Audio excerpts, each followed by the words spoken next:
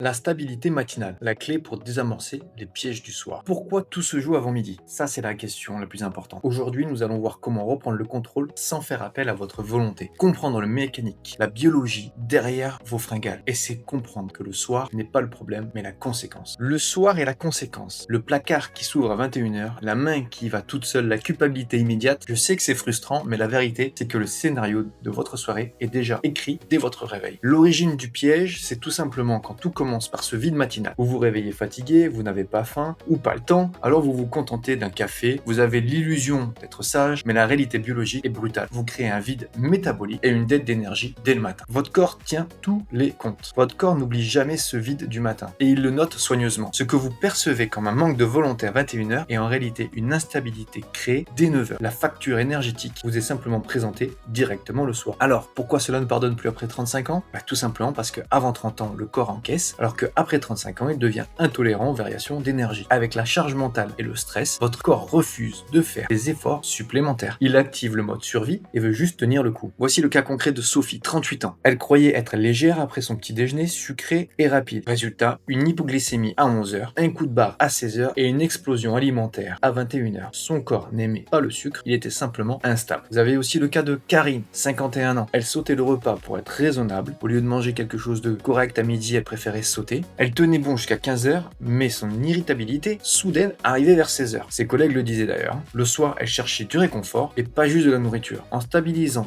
dès le matin son petit déjeuner, son soir s'est calmé naturellement. Alors, ne cherchez pas à gagner la bataille du soir, cherchez à empêcher la guerre de commencer. La bascule est ici. Envoyez un message de sécurité à votre corps dès le début de la journée. Aujourd'hui, tu ne vas manquer de rien. La solution, c'est la stabilité matinale. Le repas, stabilité. Protéines, fibres et du volume. Ce n'est pas plus manger, c'est poser votre biologie pour calmer votre système nerveux. C'est un repas qui change votre humeur dès 11h du matin. Alors, comment lire votre tableau de bord? En gros, comment lire vos signaux? Apprenez à lire vos signaux, la faim et l'énergie, non comme des défauts. Si vous pensez déjà manger à 11h ou si vous avez un trou d'énergie à 16h, c'est que votre matin n'a pas tenu. Corrigez le matin et ces signaux disparaîtront. Alors, retrouvez-vous en place maître. Retrouvez la sensation de contrôle. En stabilisant le matin, vous récupérez votre place de maître de votre journée. Non pas par la force, mais parce que vous n'êtes plus poussé dans les extrêmes. Une femme fatiguée n'a pas besoin de plus de règles, elle a besoin d'un corps qui coopère avec elle, et surtout après 35 ans. Alors pourquoi les anciennes méthodes ont échoué? Pourquoi celles-ci marcheraient? Utiliser la volonté seule sur un système instable mène toujours à l'effondrement. On vous a demandé de tenir, de toujours stabiliser, mais après 35 ans, vous devez changer vos priorités. La biologie doit passer